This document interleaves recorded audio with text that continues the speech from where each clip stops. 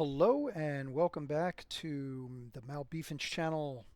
This is Malbeefance for Coastal Virginia Esports Gaming. You are watching my series replay of Strategic Command World War I. I am playing the Central Powers against a computer-controlled Entente, which currently consists of the UK and the rest of the Dominion, France, Serbia, Albania, zoom in here so you can see them, Albania, Montenegro, and of course the Russian Empire. Squaring off against them are the German Empire. Alright, we'll zoom in again. The German Empire, the Austro-Hungarian Empire. To save myself some breath and some time, I just call them the Austrians. And the Ottoman Empire down here, who I'll refer to as the Turks. I know that's not accurate, but I want to save myself some time and some breath. Okay, so last episode we saw a little bit of fighting going on the Eastern Front, nothing really on the Western Front as expected. And then down here on the Serbian front, I did a small attack down here. Really didn't do anything with the navies except retreat the High Seas Fleet. I'm worried about an up-and-coming surge by the French and British forces into the North Sea. That's why I've pulled them back, because as powerful as the German High Seas Fleet is, it's still outnumbered 3-1 or worse. So it's best for me to go ahead and use them as a raiding force and not get involved in a stand-up fight, at least not yet. So we'll go ahead and we'll work on improving the size of the submarine force, and we'll go ahead and we'll use the submarine force to pick off the Royal Navy where we can.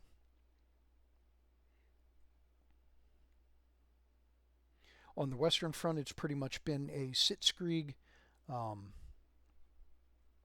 have been deliberately fighting a defensive battle over here because I'm focusing on defeating Russia first, is the overall grand strategy. It's the same reason why not a lot of action is going on down here in Serbia. If I was able to focus the Austrian forces and even back them up with some German forces, then yeah, we could probably plow right over Serbia. But with Russia being the focus, all the other fronts are going to have to play defensive, at least for the time being.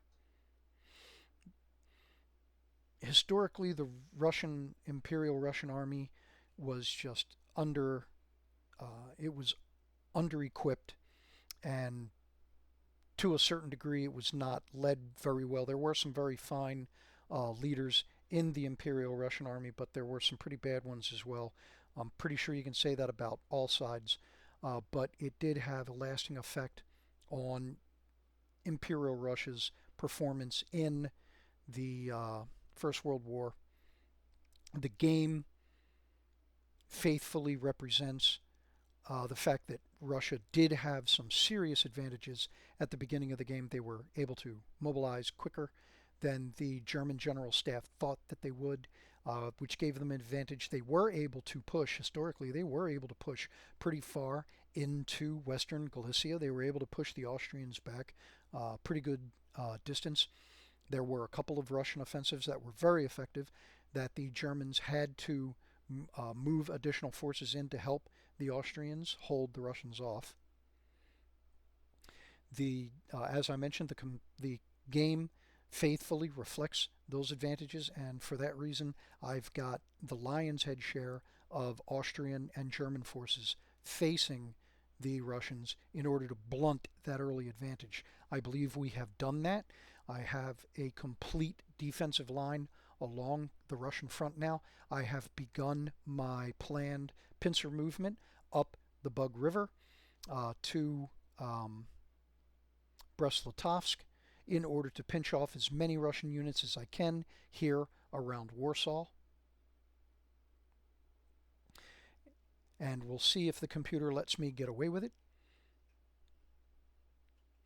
If we are successful, his, in in my experience playing this game, if I am able to defeat the computer Russian forces here in Poland, then it pretty much collapses the entire center of the Russian forces, and they just collapse like a house of cards. They're able to put up a little bit of a defense down here south of the Pripyat marshes, and they are able to organize a little bit uh, here in front of Vilna and Minsk, but that's pretty much it. But I will have such a large force arrayed against them that they do not have enough to be able to effectively create a new defensive line all the way along the Eastern Front. And it will be just a matter of time. Once that happens, it'll just be a matter of time before Russia is defeated. Now, time is against me. The Western powers, France and the UK, they are building up their forces. They are developing their technology, and eventually they will begin offensive operations. I must be done on the Eastern Front, and I must be transferring forces to the Western Front to meet that offensive by the time, if not before, it starts. And then to add to my woes, eventually Italy will enter the war and the front will be extended to where I will have to move forces along the Swiss and Italian borders in order to be able to blunt that offensive and to begin striking back. All right, so enough with the preliminary stuff. Let's go ahead and get into it. One last thing, last turn I mentioned that I was going to check and see about supplies going from Germany to Austria. This is how you do that. Check the convoy map. Now I am already sending the maximum amount that I can from Germany to Austria. So that's already being done. You can also see that in the ledger. I just remembered I can actually I can show you that in the ledger too. All right. So advancing the turn. All right. So Germany celebrates the Ottoman entry into the war. What that does is that improves morale. Same thing, Austria-Hungary celebrates. Ottoman Empire falls due to the loss of Basra. Don't worry, we'll get it back. I'm confident. It's a decision for the German player. Max von Oppenheim, the head of the Intelligence Bureau East, informs us the Indian Nationalist, how do you pronounce that? Ghadar Party are plotting against the British. Do I want to spend resources to help them rise up against the British? Historically, there was some agitation in India to overthrow British rule, but the British were very proactive. They had pretty much rounded up anybody who had already been talking about armed rebellion against the British. Historically, it really didn't go anywhere. Now, as the German player, I can spend some money to go ahead and help with this. It really doesn't do anything. I mean, it does cause if you're playing head to head, you got a human playing as the British, or even if you have the computer playing as the British. If I go ahead and I do this, then it's going to cause a decision on their part. Do they want to let it go ahead and peter out on its own, or do they want to go ahead and spend money to go ahead and put it down? And that's where the yin and yang of this comes in. So it's just 25 production points. So I am going to go ahead and I'm going to do this because it's going to, in the end, it's going to cost the computer some money in order to go ahead and counter the move. And now for the Turks, we've got an outbreak of typhus. Do we want to spend money in order to fight the outbreak? Of course we do. All right, so here it starts. Italian nationalists claim Trento and Trieste as Italian territory. This is where we start seeing an uptick in Italian political agitation to war. Indian cavalry lands at Marseille. Thank you for not landing in Africa. That helps me out my beleaguered Ottomans. All right. Again, the British blockade, and now the leader of Egypt promises to drive the British from Egypt. So, in response to that, the British depose the Egyptian, the duly elected, oh, maybe he wasn't duly elected, but they go ahead and they depose the Egyptian ruler and put in their own puppet. All right, Karl Liebknecht openly denounces the war. Hey, can't say as I blame him. Nobody wants war. Germany develops trench warfare level 1. All right. So what that does is it causes a negative modifier for anybody attacking German forces in an entrenched position. Trench warfare for the Austrians has also gone to 100%. So Austrian trench warfare is now 1%. And yes, your allies do feed off of your scientific progress. All right, so again for Austria, their industrial technology development up to 61%. Winter conditions, here's the ledger. So here you go, 39 production points going to Austria. There they are, arriving in Austria. And the Austrians can do this for the Ottoman Empire, but they have to get an overland supply route, and that's where defeating Serbia comes in, and also having Bulgaria enter the war for the Central Powers. Okay, General Hamilton is appointed to commander of Mediterranean Expeditionary Force. Again, this is a decision that can be made by the player. The computer has done so. So he gets a free, or he pays production points to get a headquarters unit. And here comes the response to my submarine. Luckily, my submarine was smart, as the colonel, gaming with the colonel, as he says, dive to survive.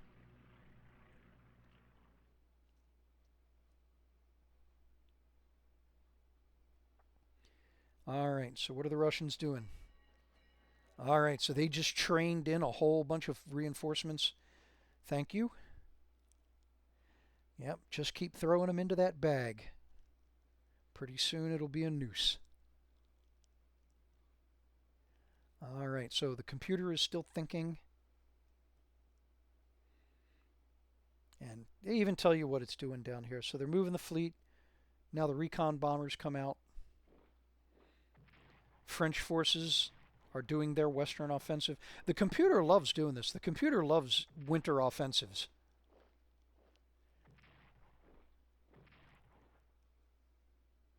And I guess they're not anticipated.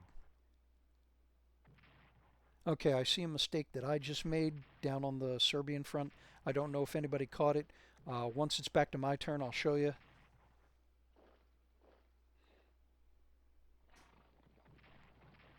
So this is another reason why you see me doing a lot of defensive, cautious things during September-October timeframe, is because I'm getting ready for the major computer offensives during winter.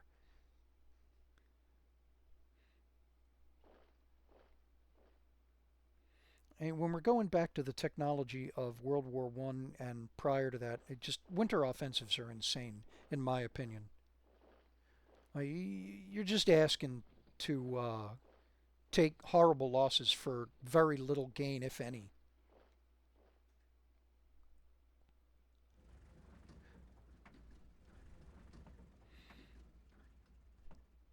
All right, so the French are reinforcing their line, and you saw the Russians redeploying, trying to improve their defensive line behind the Bug River.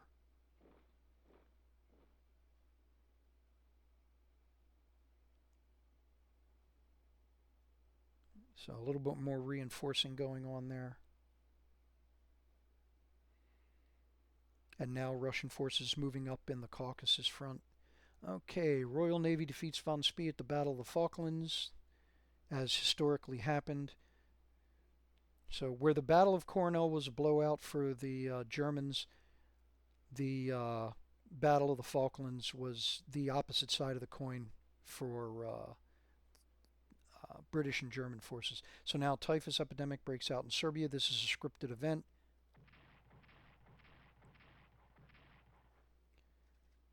So a handful of units affected by that.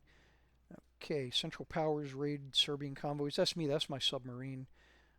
And now back to the North Sea blockade.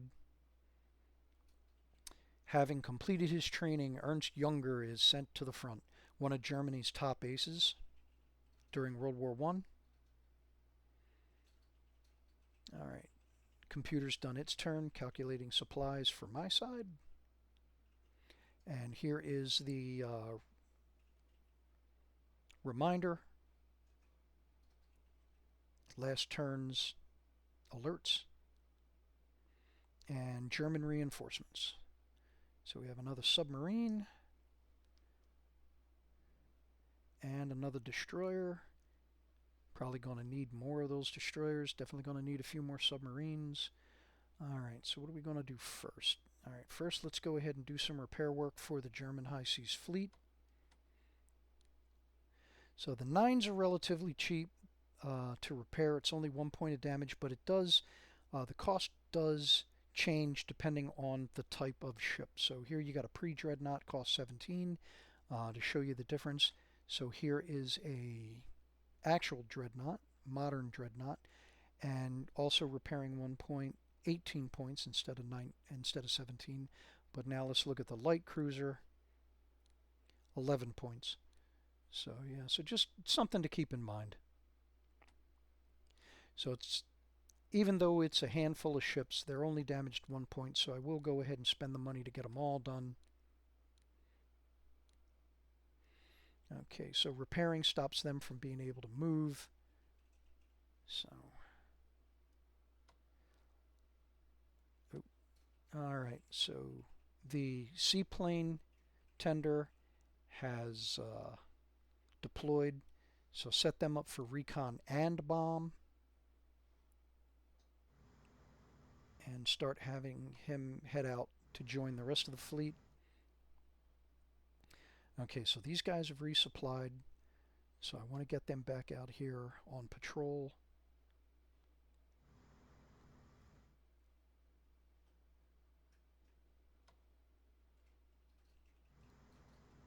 Now, sometimes the computer will be daring. Sometimes it'll go ahead and it'll send French and or British destroyers to go ahead and lay mines right up against the Jade Estuary. Okay, and so I'll go ahead and I'll have some ships sitting around out here. If I don't have the full fleet available to deploy, I'll have some ships sitting out here just in case to play scouts in case of a move like that.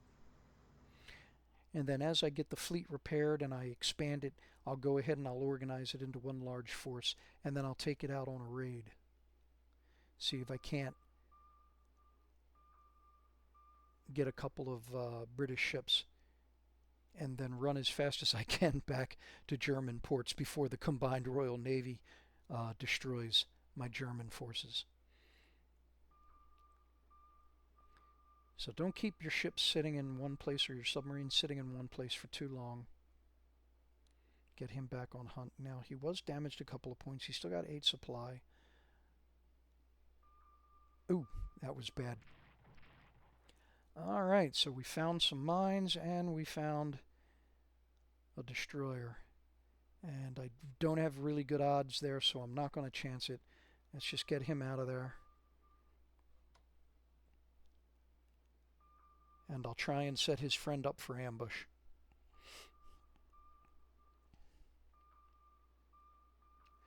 Okay, so I'm going to use a little gamer experience here again. If the computer is setting up sea mines here, it will normally run a line of them in a hedgehog formation, meaning every other hex. It'll go ahead and it'll run a line of them along here. That's been my experience with the game. So if you see me avoiding, deliberately avoiding entering these hexes up here, you'll know why. So, but I've got these submarines here in case they decide to give chase to see if they can't hunt this submarine down. So I've got these guys here set up to try and set up an ambush. The computer may or may not attempt to hunt down that submarine. It depends on what assets they have available up there. The computer is not that bad on making decisions with its naval forces. It does make some mistakes from time to time, but they're usually not on a regular basis. All right, so let's go ahead and get the battle cruisers out there so that they're in a position to hit back in case something happens, in case something available shows up. This destroyer is repaired, so I'm going to have him go out and have the cruiser come in to get repaired. All right, so that's it for the High Seas Fleet at the moment. Now, responding to the German attacks, or excuse me, the French attacks. So that's a little bit too. That's too tempting. That is too tempting a target. All right, so let's go ahead and scout him out so we can get that advantage. All right, anticipated 2 to 4 loss, but it was actually 3 to 5, which is a good exchange in my book. All right. So I hosed that up. I should have just marched him out of there and then marched another one in instead of doing the swap, because now he's stuck there. And I can't bring in one of these 2 units to finish him off. So that was a mistake on my part. See what the rest of the front looks like. Okay, so we got 2 to 3 here, 2 to 2, 2 to 2. All right, no, sorry. I'm supposed to be playing cautious on the Western Front. That's what I'm going to do. Just that one fight right there south of Verdun, that was too tempting a target. 2 to 4 or 1 to 4 potential losses, 2 to 4 potential losses. No, I had to take that. All right. So we will attempt the economic damage again. Whoops, wrong button. Nope. But I also get the scouting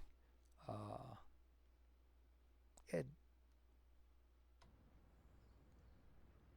All right, so let's have a look at the Serbian front. Now that mistake I was talking about earlier is right here. I don't know if you can see it. Let me remove the units. So it's difficult to see with the weather effect going on, but the trenches are facing the wrong way. So let's go ahead and fix that.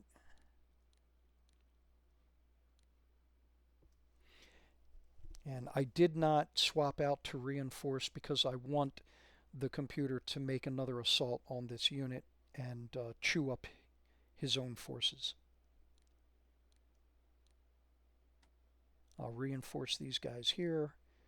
So that pretty much does everything we're going to do for the Serbian front. And then after all of this time, I can finally bring that scout unit up to full strength. All right. So now, before I spend any money on research, before I spend any more money on repairing units on the Eastern Front, I need to have the Austrians purchase some units. So let's see how many I can get away with. Purchase. Yep. Okay, so I was able to purchase 2 detachments. I need more Austrian forces. I'm going to need them here on the Italian front. I'm going to need them down here along the Adriatic coast if I'm going to be able to start my operations to go ahead and move down the coastline, denying the supply ports to Serbia. Okay, so that's going to take care of the Serbian front for the moment. I'm going to have to revisit them here in a little bit. Reinforce this infantry division. Now, ultimately, what I'm going to do with this infantry division is I'm going to try and get them out here, transport them by ship out here to Trebizond. So, yeah, I know Trebizond is the ancient name of the city. It's probably not even in the same place anymore, but that's the name I know the city by. Sorry, it's playing all those ancient ancient Greek combat games. Total War Rome and stuff like that. All right, so getting back to the Ottoman forces here. I need to finish mobilizing the Ottoman Navy, but I need to worry about the Caucasus front first. The Russians will reinforce this pretty quickly, and they will begin offensive operations pretty quickly. All right, so he doesn't have enough supplies and movement in order to get into Mount Ararat. Unfortunately, I may have to surrender that defensive position, that amazing defensive position, to the Russians.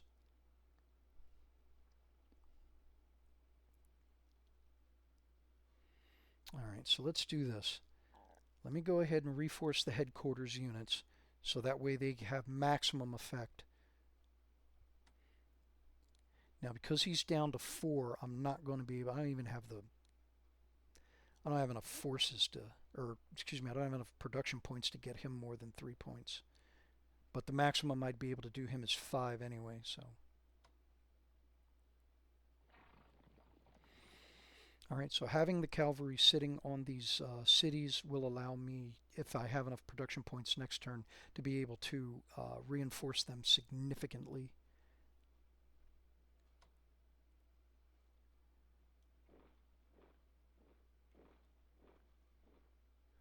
Alright, so now this is to go ahead and try and complete the defensive line. I can't reinforce them, don't want to move them into the mountains because it'd be harder to reinforce them. It'll also put them out in the open. So we'll reinforce them here at the town. Alright, so that's pretty much all I'm going to be able to do there.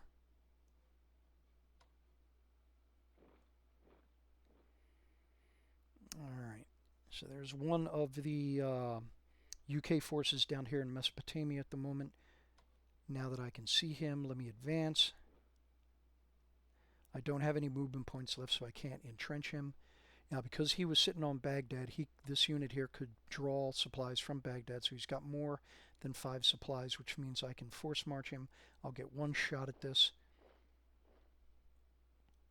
That'll get him down there, and then this unit will come down to help back up the infantry corps.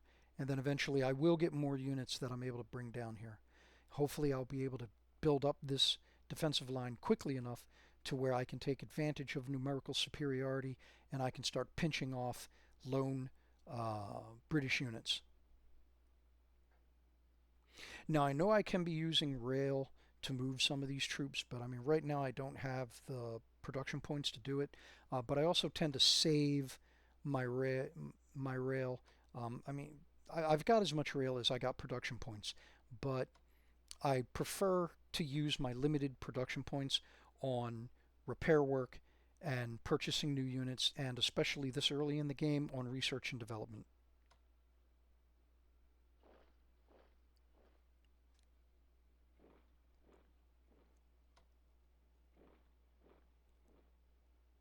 Alright, so we'll go ahead and we'll get the Suez defensive line together. Have that infantry corps take that town.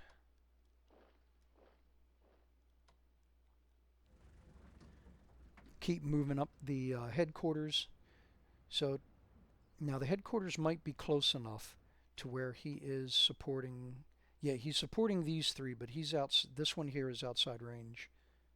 So, but I'll keep moving him up. Eventually, I will move him into Gaza City, and he'll be able to control, or he'll be able to provide command and control to the 4 or 5 units that I'll have in Sinai for the most of the start of the campaign down there. And then as I work the Mesopotamian campaign down there in Kuwait, once that has been wrapped up, those forces will go ahead and reinforce in Sinai, in Suez. Hopefully the Russians will be defeated by then, and then the entire Ottoman host can fall on the UK forces defending Egypt. Excuse me. Alright, so quick check before we go to the Eastern Front.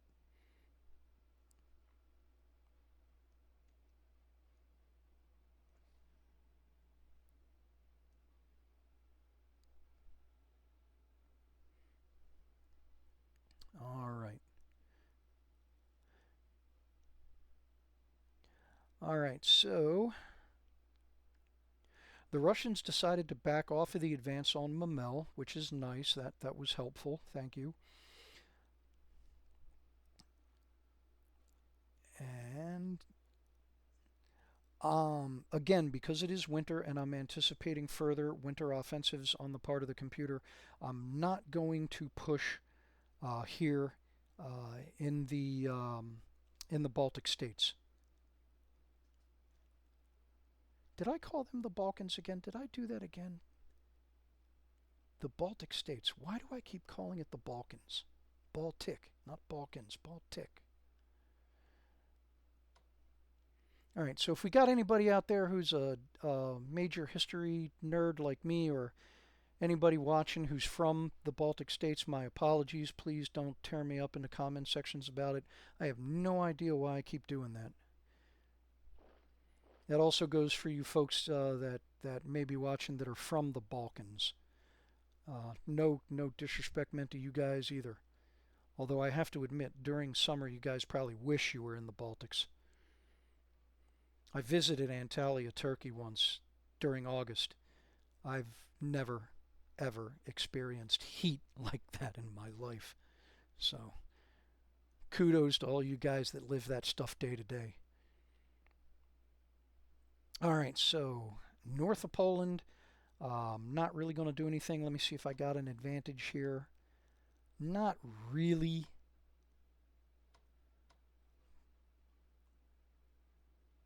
I really shouldn't do this, but I do want to keep the pressure on.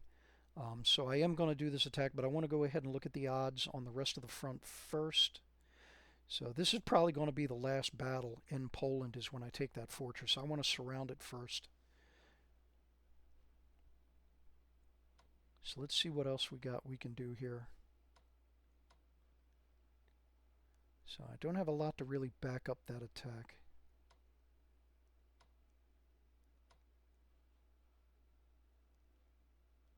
Alright. Alright, I apologize. I'm going to be bad. I'm just going to go on the defensive here.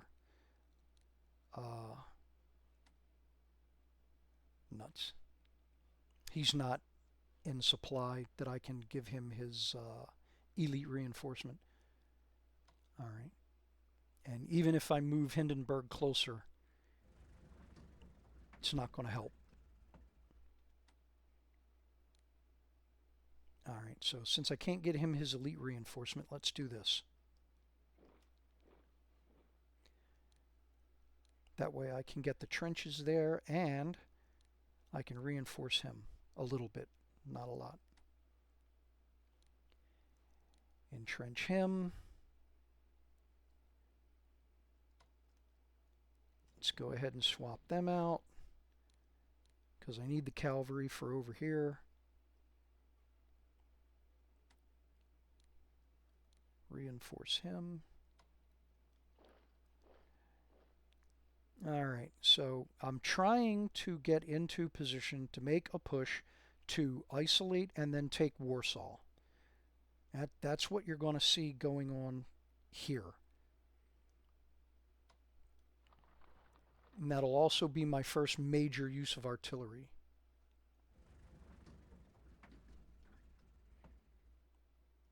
Alright, so swap out the Austrian and German forces.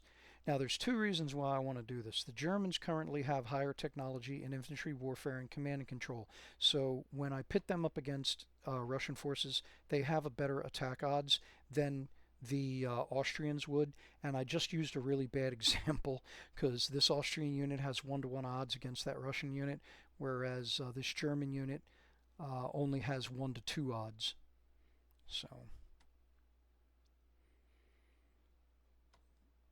So the way that reads is the German unit's going to lose 2 factors for every Russian 1. At least that's what's anticipated.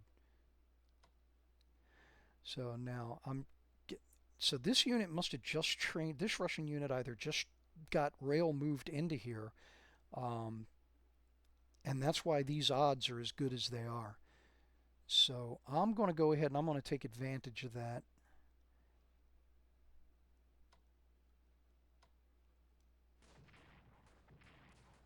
So that was 2 to 3 losses.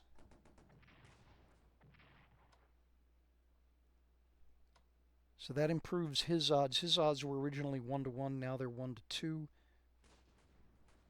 And he gets the lucky hit and obliterates that unit. So wiping out the unit is a lot better than just simply damaging it, because damaging the unit does not affect morale as much as actually destroying the unit will.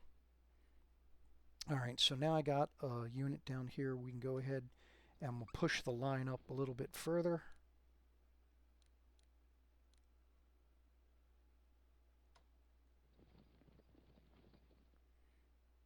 Alright, so they're surrendering this side of the river.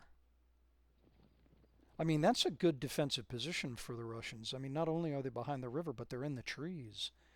So that was a bad call on the part of the computer.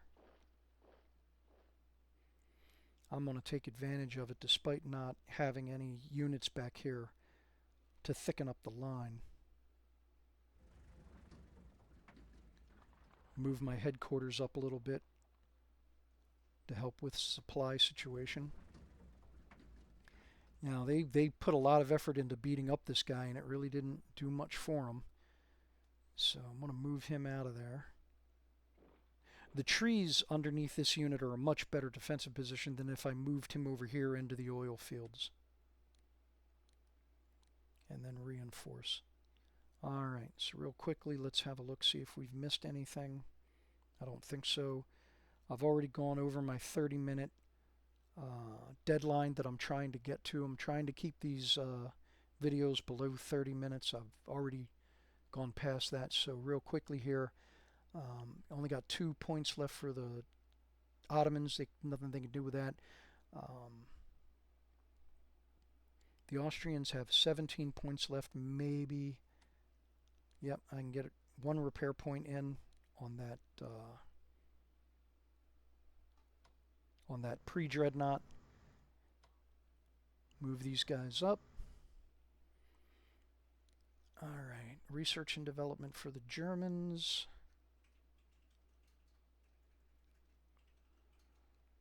Let's see. Well, I mean, there's plenty I can put research and development into. The question is, do I want to do it, or do I want to use what points I have in order to buy reinforcements? So,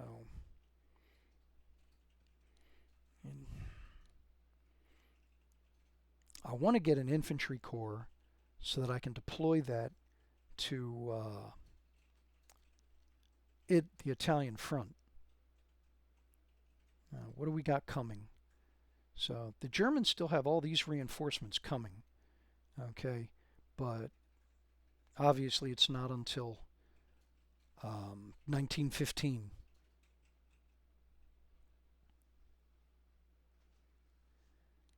All right, let me go ahead and buy another detachment.